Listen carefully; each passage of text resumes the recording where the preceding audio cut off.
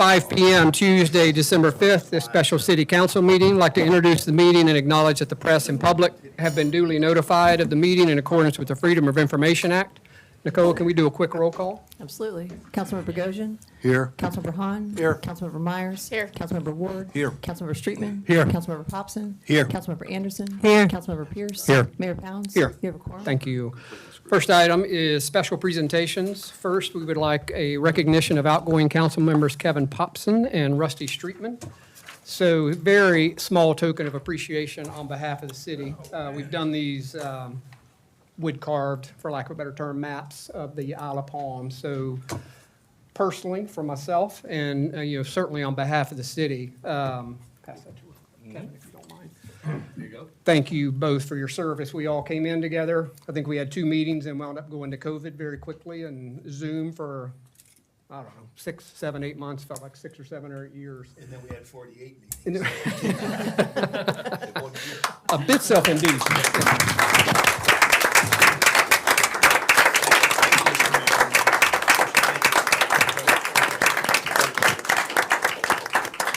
Thank you so much. Any words? Mr. Mayor, if I could, I'd like to Take say a couple of words. Well, it's more than a couple, actually. But first off, I'd like to say that I just want to reach out and thank the community of Isle of Palms for the opportunity to serve on the council for the past 4 years. I've been honored to represent you all in Isle of Palms, and I leave the council really with no regrets for any positions or votes that I've taken over the 4 years. I might look back and say I should have asked this, or maybe I should have done this, but as far as the votes that I cast, I did my best to represent you over the past 4 years.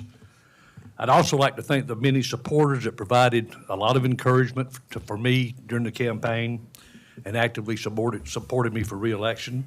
I'm obviously disappointed it turned out the way it did. I fell short by a number of votes, but the voters spoke with their ballots, and that's what they do in a democratic election. To that end, I also want to congratulate the new council that will be seated and be sworn in soon. And I assure you that as a former council member, I'll be supportive of your efforts to govern wisely for the benefit of our wonderful island, its residents, and its stakeholders. So congratulations to the ones coming in, and to Kevin and myself going out. I guess it's congratulations as well, right? I love the Isle of Palms, having spent almost 40 years here, and I will continue to be a strong advocate for further improvement of this beautiful slice of paradise we're all privileged to live on. And my pledge to all of you in the community is to be a positive voice as a citizen resident. I won't hesitate to openly express my opinions on important island issues, but I think you can count on me, I firmly believe this, to be respectful of all others when I do so, when I do speak out as a citizen. So again, thank you for the honor, and I really appreciate the time I've spent here with you all, and I'm going to miss everybody. Thank you.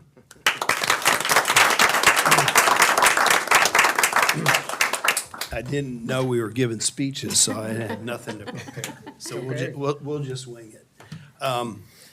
4 years ago, a couple of good friends of mine, one that's sitting up here, talked me into running for council, and dang it if I didn't win.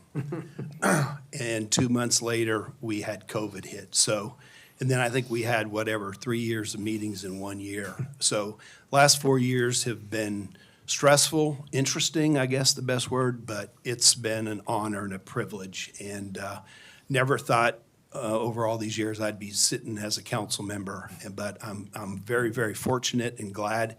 And thank you to my wife and my family and the supporters who supported me over all these years. It's been great with this council and the previous council on our first 2 years, and being with Rusty and Philip and Jimmy for all 4. But I really, really, really want to thank the staff. You know, being on this island for 38 or 39 years, you sit in your house and you take everything for granted, or at least I did. But every week, Donnie and his team pick up our trash and pick up our palm fronds that we cut that weekend, and everything just moves along. And until you get involved with the city, you really just don't realize or understand the efforts that our staff puts in each and every day. Again, you know, trash is picked up, nobody even thinks about it. Public safety. You know, they're there whenever there's an emergency. They're right there. You can always count on them, and it makes you feel good as a resident. You know they're there. They're hard, dedicated, working, public serving people, and it's just amazing. In our rec department, I was fortunate to be on the committee for a number of years, and all the stuff that happens at our rec, the events, the festivals, the parades, now the new outdoor fitness and the doggy park and all the stuff that's going on, it's just been tremendous, and Carrie and her staff are just over the top. And then administration, Desiree, Douglas, and the team, it's just amazing what they put up with every day, or I should say what they do every day. It's 24/7 with them. The emails are just nonstop. The issues are nonstop, and it's just very amazing the effort that our staff does. And I promise you, if I live another 38 years or whatever, I'll never take you all for granted again. So thank you so much to our staff. It's been really, really an eye-opening and a pleasure, and thank you.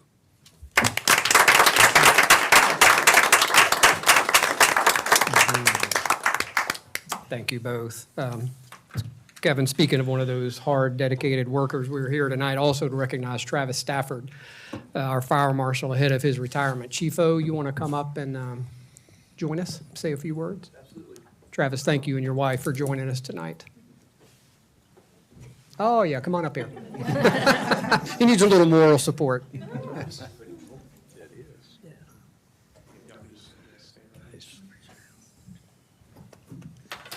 So, yes, speaking of hardworking, dedicated, public service professionals in the fire department, obviously we have a big group of them back there tonight on shift. And Fire Marshal Stafford, he is, for community risk reduction, his efforts since he was hired here and got in this position, he just took us to the next level.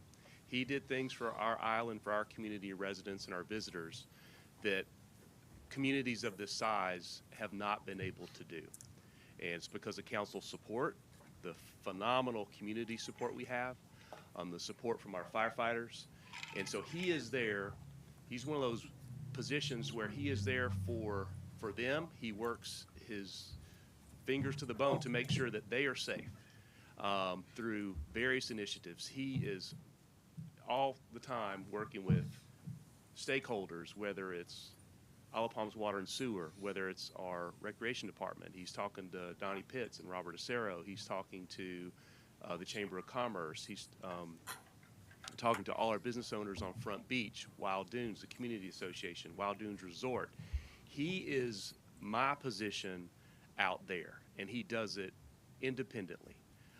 He was at the Christmas tree lighting, and people were coming up, patting him on the back, saying how much, hey, we appreciate you, everything you've done. And they call him Travis. They don't call him Fire Marshal Stafford like I do, because they know him as Travis. He connected with our community. And I joke with our people sometimes that, you know, we are a one-stoplight town of 50,000 people, because that's what it can be, the yin and the yang. But his service to us has been absolutely spectacular since 2016. He's had fire service experience through Mount Pleasant Fire Department, when actually we worked together for a short time. And in Spartanburg, he served twice up there in two different various roles at the airport and then in the municipal environment. So he grew up powered by the beacon. He's still alive. So he has a lot of fortitude, but he also has that ability to connect with business owners. And like right now, some of our businesses are in their mode when they're trying to clean up and they have deadlines. They can't be closed for too long because they've got to serve their customers. He gets it. He knows that the profit and loss that is involved if your investment is not protected. And so his initiatives with the short-term rentals that council supported was huge. The fire sprinkler initiative through Isle of Palms Water and Sewer, a collaborative effort which helps with life safety, community risk reduction, keeping our firefighters safe, keeping our visitors safe, helping property owners protect their investment. All the things that he's done with Sparky, the fire dog, phenomenal, connecting with our kids. When our guys and girls go out for Heroes Day, you know, Sparky's there. Sparky shows up at all these crazy times. So he is part of the fabric of our community. And our new fire marshal, after the first week, he's like, the bar is up here. And that's because we have amazing people. And so I congratulate you, Travis Stafford. You've done an absolutely wonderful job. We will never know what risk you have diminished and what you've mitigated because it never happened. You got ahead of it. And that proactive nature is what we want to be here at the Isle of Palms Fire Department. Kelly, I don't know, congratulations or hey, I'm sorry. Starting December 28th or January 1st, actually, your husband will be home a lot. So I hope you have a list. If you need to send him somewhere, you can send him to us and we'll gladly entertain him. But it's absolutely been a blessing. It's been a treat, and I'm humbled and honored to have served with you. So I just want to tell you congratulations, and I have a couple of things for you. And then I know you would like to say a few words because you love to talk.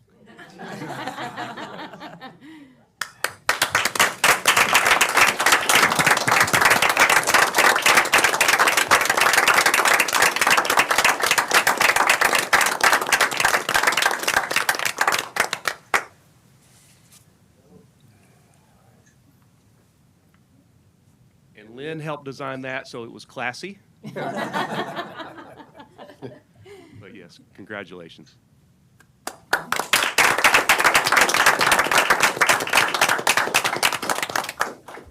Yes, I'm known for my talking.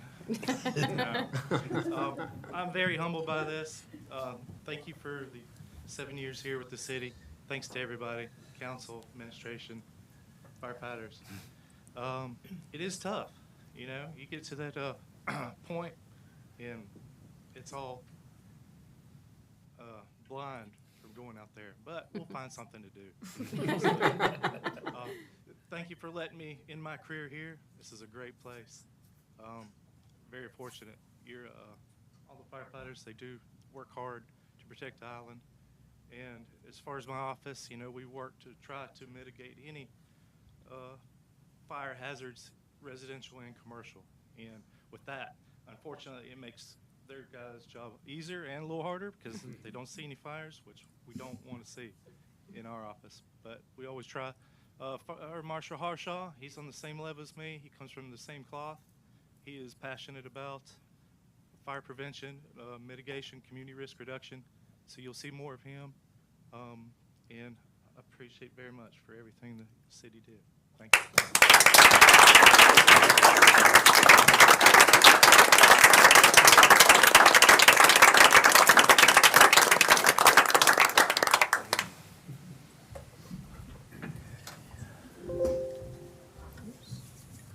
Chris, we might should have put you first. Sorry, pal. Following all that. Yeah, if the audit gets a standing ovation, that'll be a. It should. So our next item is our fiscal '23 audit presentation. Chris Kerr is with us from Veris CPA firm. As you know, our fiscal year ends on June 30th. Takes a while to close things out, get everything posted, have you guys come in and do your field work. And we've got that report with us tonight. So Chris, go ahead. Well, thank you for having me. So we just wrapped up our financial statement audit. Chris, November yeah. 30th, we finished it. Chris, microphone. Pull it. Just pull it down. Just pull it down a little Yep, bit. yep. Thank you. That better? Yes. Thank you. Sure. All right. So we just completed our audit on November 30th. I'm going to give a high-level presentation.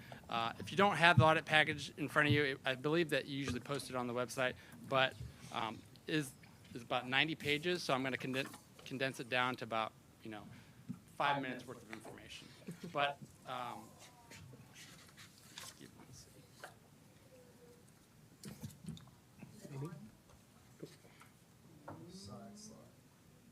there we go. So just a little bit of information about us.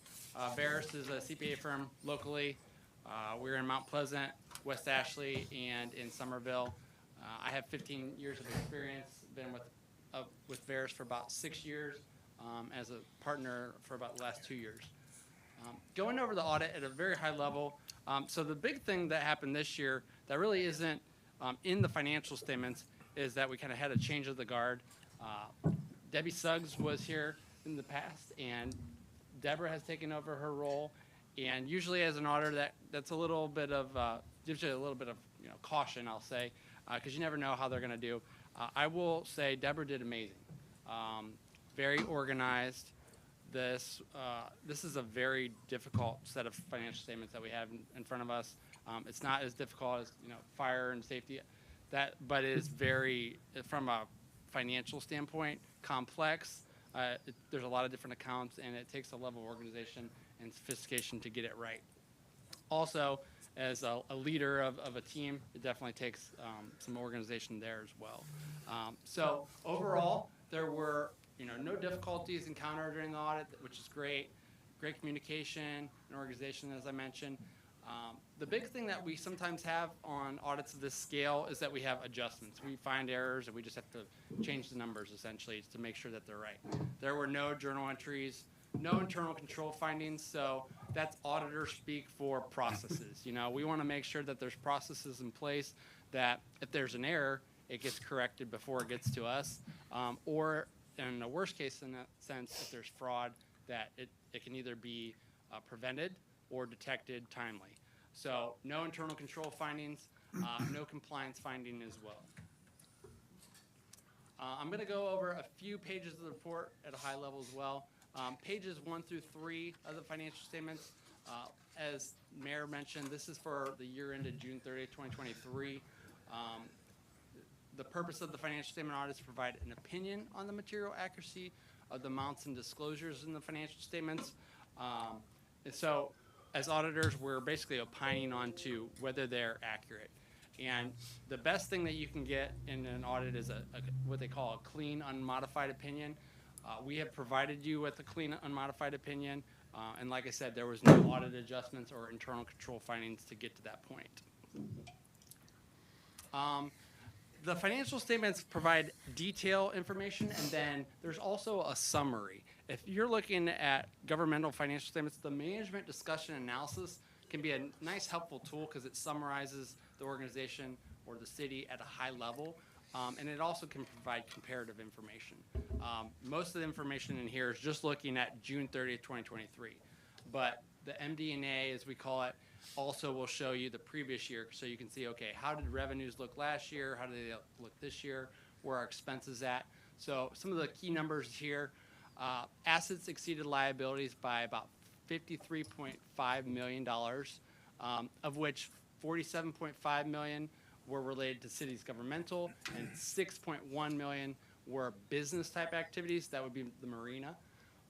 Total revenues of $26.9 million exceeded your expenses of $18.2 million, resulting in an increase from the prior fiscal year of $8.7 million. So that's basically an $8.7 million net income, we'll say, for the city. So that's great. That means that your budgeting process has worked. So kudos to that. The city's combined ending governmental fund balance was $38.4 million, which is an increase of $6.3 million over the prior fiscal year fund balances. 3.7 of the total fund balance is available for spending at the city's discretion. Going forward, capital asset additions. So this would be vehicles, buildings, equipment, drainage. So capital asset additions during the year were $2.8 million for governmental, $368 for business type activities. Those included drainage improvements, vehicles, equipment, field and court improvements, and other miscellaneous things. Total debt decreased by approximately $765,000 compared to the previous year, and that was primarily just paying down the debt with principal payments. The city's bond rating, AA1, super high quality. That's very good to see for the city. Obviously, if the city does go out for bondings, you're going to get a more preferable rate for having such a high rating. Here, I don't know if everyone can see this, but this is also on page 8 of the financial statements. This shows you kind of your balance sheet year over year, shows you your assets, liabilities, and And also from a governmental side and the business type, like I mentioned, that's the marina. And so some key figures there. Assets are up about $8 million. But the majority of that is your cash, actually. So $8.1 million of the $8.5 million increase in your assets is really a result of your cash position going up. So that's great to see. And that's basically a direct correlation to your income statement. So you can see down here, $8.7 million change. We call it a change in net position, but that's basically net income of the city. So that's a good financial position, and the other good thing is that it translated directly to cash. Sometimes that doesn't happen. So there's another few things that I wanted to mention before I finish. There is a large liability on the books that's been on the books since we've been doing the audit. This is your net pension liability. It's kind of a large, if somebody is reading the financials and doesn't really understand it, it seems like a large number. I believe it's like $11 million. And basically, that is in the pension fund, there's obviously assets, investments, and then there's the unfunded piece, which is, there will be funding later, but there's the pension obligations to pay out people's pensions as they retire. And these numbers fluctuate from year to year. Investment assumptions like investment returns, actuarial things like how long are people living. These can all impact that as well. But I think Jimmy, the one thing that kind of, he's always like, we don't have to fund that tomorrow. I'm like, yes, that is not something that the city has to pay out $11 million tomorrow or even within the next year.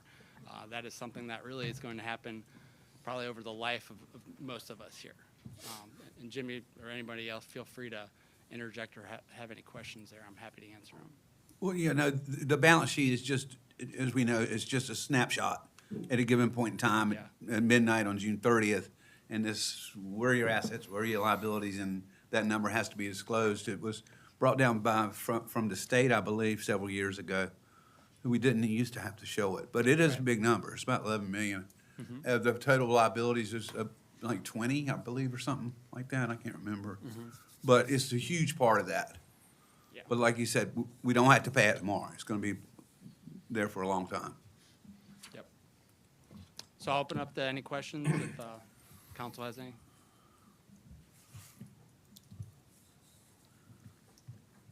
Chris, thank you. All right, thanks for having me. Yeah. No standing O for Chris. At least an And Deborah, thank you. Deborah. Yeah. Deborah, for sure. It may cause agita for a CPA, but for elected officials, a real agita, but thank you for your effort. Really nice to have you on staff. And I know Debbie was here helping in the transition post her retirement, but thank you for what you did and continue to do every day. Next item is consideration of nominations for standing committees for 2024. Tonight, we're not voting on any of the committees or appointments. We're just nominating them, and we'll take care of the vote in the first meeting at the swearing in on January 2nd. So standing committees, you see here, Administration Committee, John Bogosian, Elizabeth Campson, Ashley Carroll. Public Safety Committee, Jan Anderson, John Bogosian, Jimmy Ward. Public Services and Facilities, Blair Hahn, Katie Myers, and Scott Pierce. And again, we're not voting, so we're just putting those forth as a nomination. Desiree, comment? You may ask if there are any other nominations that we need to include on the record. I think I'm going to ask if there are any other nominations that are to be put forth. Well, this isn't final to January 2nd. Correct. We don't vote until then. So this is, hearing none, we'll keep moving.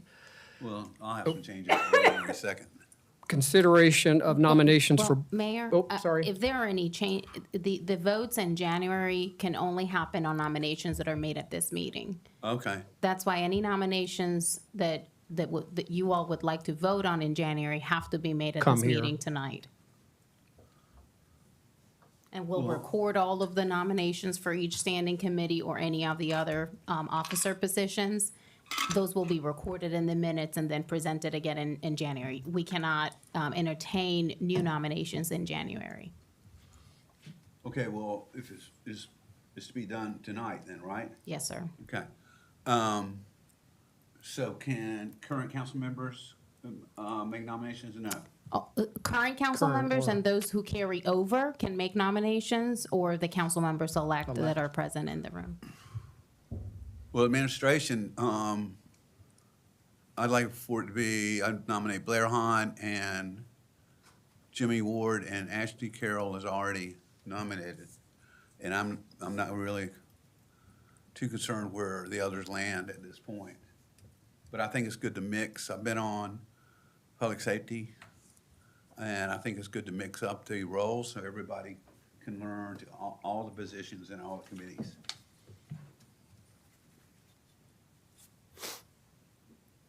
So at this point, that's my only nominations. Nicole, you good? So just to clarify though, on the second, we'll vote on, and I assume we'd probably do it on a ballot vote, but for those plus the ones that Jimmy just nominated. Correct. Correct, and the vote in January, it's by voice vote unless it's requested by council that a ballot vote be taken at that time. All right. All right, next item, consideration of nominations for boards and commissions. Coming from after interviews with the administration committee over the last few weeks. Accommodations Tax Advisory Committee, Ray Burns is a reappointment. Rebecca Kovalik is a reappointment. Park Williams is a new appointment, and Mike Boykin is a new appointment. Did you finish this page? I'm going to do Gonna the get bottom to it. part Oh, later. you're gonna do that after? Okay, Yes. Sorry. That's all right. I had to make myself a I note, thought the Katie, same because I was going to thing. go straight through that bad boy. So, thank you. It'll be later in the agenda. Planning Commission, Jeffrey Rubin is a reappointment. Suzanne Nagelski is a reappointment.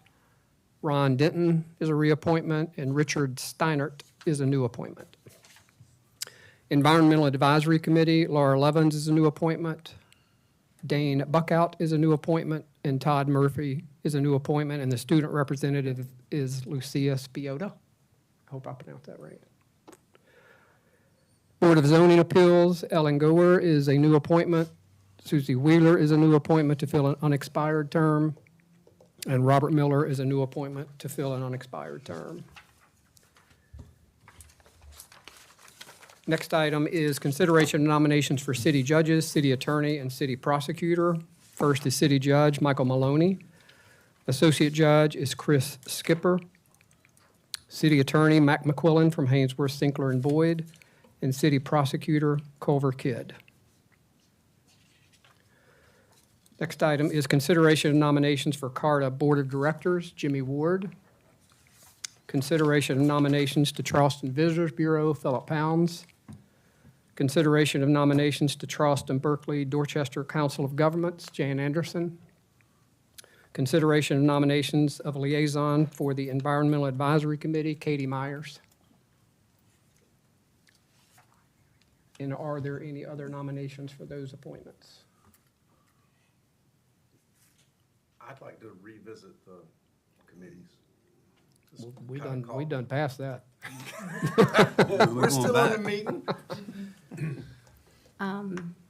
I I don't know how we, Well, you're not vote, you could, if there was a vote and you wanted to change the vote, there could be a motion for a reconsideration of a vote. Since you're taking nominations, I think if it's the will of council to go back and consider those, understanding that in January, there can't be any new nominations. That's Well, it's certainly. open. It's still open right now. I would just like to question though, the nominations in January, because I'm not, are we positive that that's a correct statement? Because it creates a complication here. For example, let's just assume that we do the admin committee and the three people that Councilman Ward nominated are approved. That leaves 2 council members without a committee to be on. And we can't nominate them for other committees. And the committees, so I think there has to be some room to renominate people at that meeting, depending on how things work out. At the January meeting. At the January Yeah, meeting. I think in that event, it would be warranted to accept new nominations because you're trying to fill committees. But the code section clearly defines that the nomination for city officers and standing committees happens at a special meeting to be held no later than December 15th.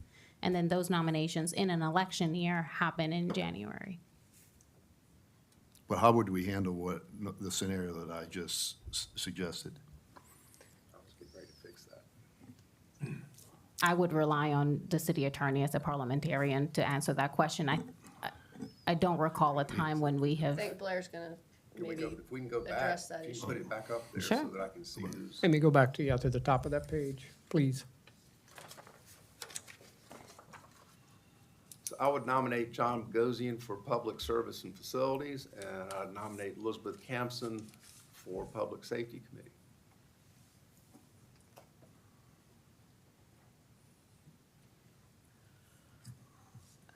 And I guess, John, to your question earlier about January 2nd, I mean, you vote in the order of the nominations. So if this one wound up, since it was first, if this one winds up passing, we're done. Yeah, Yeah. exactly. Correct. If it doesn't, then we get into your Yeah, scenario. yeah. Nicole, you got that? Yes. Councilmember Ward asked for, nominated Councilmember Hahn, Councilmember Ward, and soon-to-be Councilmember Carroll to administration. And Councilmember Hahn has nominated Councilmember Bogosian to Public Services and Facilities, and Council-elect Campson to Public Safety. Scott, question or comment?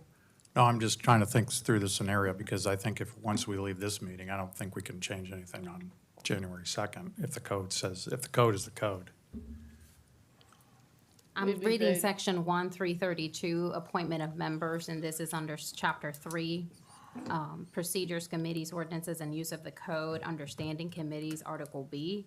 It says, in an election year, at a special city council meeting held no longer than December 15th, the mayor shall receive nominations from seated council members who carry over and council members elect for appointments of members of each standing committee for the following year. Following the swearing in of council members elect, such nominations shall be appointed by a majority vote of council at the special council meeting held in January. Appointments shall be announced by the mayor at this special meeting. So I think the way I'm interpreting that is if there are no further nominations before December 15th, they're locked.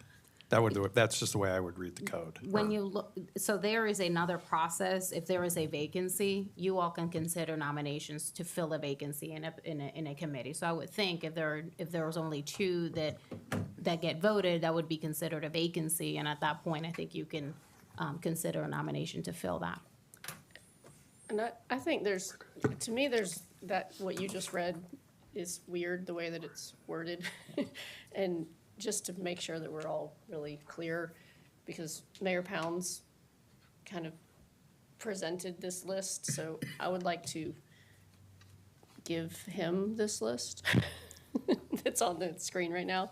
Because, I mean, it says that a council member is supposed to present it to the mayor. So just to make sure that there's no Yeah. question about the verbiage of that. If I can present that list to Mayor Pounds. The record may reflect that. Thank you. I believe that's the same list I submitted as well via email. Correct. extent that matters. Right. Yes, there was a different other council members submitted different lists, and unless they want to make any changes or submit that, what's presented at this meeting is what goes into the record and what's voted on in January. I'm good.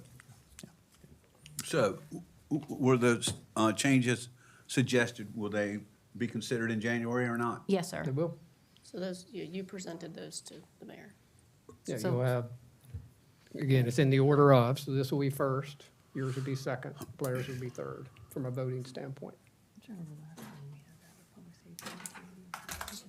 There being no further business. Motion, whoops, Rusty. Mayor, Oh, sorry. I would Hang like to know ahead of time if the expectation is for the vote in January to happen by voice or by ballot. I would I would personally do voice, but that's just me. You call it a roll call. do a roll call What is vote. ballot, what Secret exactly would that mean? It's a secret ballot. Robert's rules allows that to be used as a method of voting. However, it's not transparent. It has been used in the past. It's, Mr. Voice. I think a voice vote should, is that the agreement? Okay. Voice. I'm confused. You're suggesting that that slate be voted on up or down? I'm not suggesting it, that's what the code says. So as written, that slate would be voted up or down, all of it, and if that doesn't work, then the next slate, and if that doesn't work, then the next slate? No, sir. What would happen is we would first take the nominations for the administration committee, and you all would vote by voice on each of the candidates that the mayor presented. Just those three, not No. all five? No, they will be all five. For example, for administration, there have been 5 nominations, but these 3, because they were presented first, they will be voted on in the order that they were presented. So if these 3 receive a majority vote, there is no vote taken on the remaining 2. Thank you. You all vote until you get you get 3. Do you get a slate? Correct. Yeah. I understand. You good, Blair? I am. And we're okay to do voice? Yes. Okay. There being no further Second. business. Motion to adjourn.